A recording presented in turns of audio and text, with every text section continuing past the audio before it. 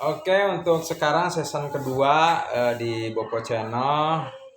Tadi terpotong untuk videonya. Jadi Mbah Projo ini mau memberikan sedikit wejangan terhadap kita semua sebagai anak bangsa dengan keadaan negara Indonesia yang menurut dia sekarang dia prihatin menurut dia itu. Tapi ya terlepas dari prihatin atau enggaknya, kita lihat sudut pandang orang tua, pingin curhat lah kasarnya. Makanya dia datang ke Bopo Channel itu sebenarnya pingin mengungkapkan, karena kalau ditulis katanya udah nggak bisa, kalau bisa tolong izin minta divideokan katanya gitu. Kembali Mbah ya. Ya. Jadi tadi Mbah Projo cerita tentang apa tuh, pernah mengalami dulu di usia 7-8 tahun mati suri itu. Bisa dijelaskan bagaimana itu Mbah waktu itu? Jadi ternyata orang mau meninggal apa hidup lagi itu ada proses. Meninggal itu nggak kerasa apa-apa, balik pun nggak mau, tahu-tahu nggak udah. Jadi saya jatuh di kasur itu kaget gitu. Nah, ternyata habis itu ditanya oleh ibu saya, kamu kemana? Jalan-jalan. Dengan siapa? Ada yang bawa saya, nggak tahu siapa, nggak kelihatan. Saya di sana alam itu wah sejuk sekali, seperti hijau daun gitu. Tapi nggak ada sumber terang, nggak ada. Tapi terang sekali. Ada satu arah ke timur saya nggak nanyakan, cuman yang ke utara, selatan, barat saya tanyakan. Yang ke utara itu kok ada rame-rame di sebelah sana itu ada apa, ada kehidupan apa itu, nggak dijawab. Lalu selatan itu kok ada kejadian yang mengagumkan, ada apa ya sana, nggak dijawab. Nah yang tertarik satu ke arah barat. Kenapa? Itu jauh sekali perjalanan tuh, rumputnya itu bagus, di kiri kanannya ada pohon palem raja, suatu ujung jauh, tapi ada kehidupan. Saya tanya, itu kehidupan apa di sana itu ya? Nggak dijawab. Oh nggak mau saya jalan-jalan, udah nggak mau tok, jatuh. Iya ya. Begitu ini dibuka oleh ibu saya ditanya, kemana kamu jalan-jalan? Dengan siapa? Nggak tahu. Terus, loh Bu, ini kok bau menyan siapa? Mbahmu. Loh, mbah kemana? Meninggal. Ya kamu sadar tadi, mbahmu meninggal. Saya buka rumah saya masih bilik, saya tongkat, saya lihat, oh betul, mbah saya pada ramai-ramai di situ. Udah, habis itu saya kepengen buang air keluar. Sebetulnya selama saya sakit buang air di dalam nggak kemana-mana. Tapi ternyata ditolak oleh ibu saya. Nggak mau Bu, saya harus keluar. Pengen tahu. Keluar. Loh, kok sudah tempat pemandian sudah komplit. Lalu roncean bunga sudah ada, padahal jauh dari pasar. Ini mesti sudah lama batin, tapi nggak bisa tanya oleh ibu, sudah disingkat-singkat. Terus ibu keluar nonton saya, teman ibu-ibu yang melawat itu di situ sudah banyak. Saya buang air, teman ibu dengan kode tangan di mulut, diem, udah diem semua. Setelah saya masuk, orang-orang pada masih selamat, ada kejadian apa ini? Saya nggak tahu, nggak dijelaskan gitu. Ya udah diem aja, hanya salam selamat udah selesai. Terus tidak lama ditunggu, ini dimakamkan karena nggak boleh lama-lama, udah siap semua. Nah ini kan makan waktu, gimana? Padahal di sana jalan-jalan hanya sebentar aja, nggak ada 1 jam perasaan saya. Tapi ya itu kejadian. Oke Mbak, sekarang sebentar saya sambil merokok aja nggak apa-apa Mbak? Sambil merokok aja. Maksudnya pada waktu itu dalam kesuriannya Mbak itu berarti tetangga tuh sudah menyiapkan Sudah untuk pemakamannya Mbak gitu. ya mungkin itu Oh sudah iya saya siap. kan nggak ngerti. Nah kalau Mbah baru saja saya tinggal itu kok sudah siap. Kalau hitungan waktu pada waktu itu, waktu Montessori itu, terus Mbah ada yang nuntun itu kan, Mbah ada yang Iya, nuntun iya. itu kan, Ya. menunjukkan ada terang tapi nggak ada matahari gitu Ya, kan. ya. Ada Ah, pembicaraan tapi nggak ada berapa orang. lama itu? Kira-kira berapa lama? Wah, ya, Singkat atau ini? ya kayaknya orang jalan-jalan terus lihat-lihat, tanya-tanya itu ya tidak lama kayaknya. Kalau waktu di dunianya itu kira-kira jam berapa itu, Mbah? Wah, itu ya karena saya tanya waktu saya itu mulainya ya jam-jam tujuan, jam 7, Jam jam 7, 8. jam 7, jam 8 pagi. Ya, sampai jam 4 setengah 5-an lah antara Oh, itu. jadi Karena masih sempat Iya. membersihkan mbah saya itu. Berarti kalau 7, 8, 9, 10, 11, 12, 1, 2, 3, 4, ini sekitar 10 jam ya? Ya mungkin. Oh gitu ya. Tapi mungkin. perasaan nggak ada 10 jam. Di dunia sana. Di dunia sana. Tapi di dunia sini kan itu lain. saya kan herannya, lo katanya ini untuk mbah. Ya mbah barusan kok sudah komplit ya ini.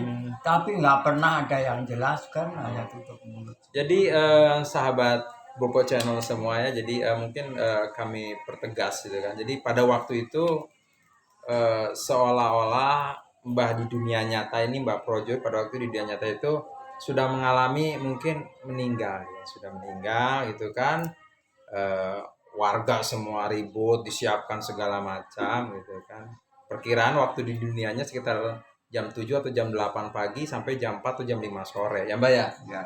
Nah mungkin pas Mbah bangun semua kaget, tapi pas beliau terbangun terus pingin ke toilet, ternyata di situ perlengkapan untuk pemakaman atau pemandian jenazah sudah disiapkan ya. di selatan. Cuman di antara sela itu Mbah Projo itu melihat ibunya bilang begini, stop mungkin ke warga di sana, udah nggak usah banyak cerita mungkin. Ya ini sebuah kisah luar biasa yang pernah teralami oleh Mbah Projo, dan ternyata Mbah Projo dari kemarin pengen ketemu dengan Bopo Channel tuh, pengen cerita itu katanya ke rekan-rekan semua ya. Nah ya nggak tahu ada hikmah apa nanti di depan. Yang jelas menurut beliau memang terjadi perbedaan antara di dunia nyata dan di dunia ini. Cuman dia hanya melihat di satu arah aja, arah barat Mbak ya. Ya, arah barat. Arah barat ya Mbak ya. Arah barat, lorong yang begitu jauh, dan di pinggirnya ada tadi apa? Ada rumput apa? Ada pohon rumputnya itu, suasananya bagus. Lala kiri kanannya itu ada pohon palem raja sampai ujung sana. Lalu di beberapa ujung ada kehidupan, ada rame teman jauh sekali. Itu sana. Oke. Jadi di ujung lorong yang Mbak lihat itu ada kehidupan, cuma Mbak sendiri nggak tahu. Cuma pada waktu itu ada yang nuntun dan ada terang tapi tidak ada matahari. Mungkin karena pada waktu masih kecil jadi nggak paham ya Mbak ya. Oke Mbak, dari usia yang sekarang tadi udah 87 tahun menginjak ke 88, apa yang mau Mbak sampaikan tentang arti manusia sendiri itu? Sebetulnya kalau ini sebetulnya masih panjang, tapi bolehlah ini saya jawab sekarang bahwa ternyata manusia itu hanya ciptaan, sebab ada tertulis dalam kitab suci bahwa hari pertama apa, hari kedua apa, hari ketiga sampai hari ke-6 baru sudah komplit semua, ciptakan manusia yang terdiri dari tanah lalu dihembuskan roh hidup oleh yang maha kuasa, itu pokok. Nah, ini pertama. Nah, keduanya, jadi kita ini kalau ada ini punya aku mbahmu apa sih beli, kan kita sudah siap ada. Nah ini sesuai dengan sekarang yang tertulis di kitab suci itu bahwa sudah disiapkan, cuma punya tugas satu memberi nama, ada burung dan sebagainya, dikuasakan untuk diatur untuk bersama-sama, bukan untuk kelompok dan golongan, untuk kehidupan bersama-sama umatnya tidak pilih. Cuman ada, semua itu adil, semua dikasih sama, yang tidak sama memperhatikan menurut taat apa tidak. Itu yang saya analisa sekarang ini. Kebanyakan karena tipuan-tipuan di dunia ini banyak sekali. Sebab waktu manusia diciptakan ada ciptaan, bukan ciptaan, sudah ada malaikat-malaikat pembantu Tuhan karena dia cakep, yang namanya disingkat itu Lucifer, itu panas. Kenapa? Itu cuma dari tanah, saya kan dari api, mesti lebih tinggi. Maumu apa? Pertanyaan Tuhan. Sekarang dewasa ini saya analisa. Terus ya saya ingin menguasai itu karena kamu kan adil. Oh itu boleh. Cuman satu ya yang tidak boleh, masalah roh. Karena kamu itu juga ciptaan dan kamu nggak bisa bikin roh. Itu jadi boleh kamu kuasai kalau mau, tapi kalau tidak mau, urusannya bukan mereka dengan kamu, tapi urusannya kamu dengan saya. Karena ini yang sempurna itu. Iya, iya. Lalu bagaimana? Itulah kita harus ingat kita ini cuma ciptaan, bisa karena dikasih, bukan asas perjuangan kita. Memang kita berjuang karena ada tugas-tugas Tuhan. Ini loh atur, kasih nama untuk dinikmati bersama-sama, bukan untuk kelompok dan golongan. Ini sekarang saya bisa menganalisa di situ. Sering-sering itu saya loh. Kita ini kelirunya di sini. Jangan membelakangi yang Maha Pencipta. Kalau kita sadar kita ciptaan sesuai dengan firman-Nya, kita damai dan sejahtera. Ini sebenarnya karena sudah disiapkan. Itu sementara saya jawab di situ. Dan ini dulu lebih jauh lagi setelah saya kenal dengan seseorang yang namanya Gatot Puger. Siapa itu Bang? Pak Gatot Puger itu putranya Pak Puger. Zaman Bung Karno dulu, mereka anggota DPR dan MPR di Jawa Timur. Pakaiannya mesti pakai sarung, pakai ikat dan sebagainya itu. Nah, dia itu adalah pendiri Taman Siswa di Malang. Keduanya pendiri PNI di Surabaya. Itu menurut ceritanya beliau.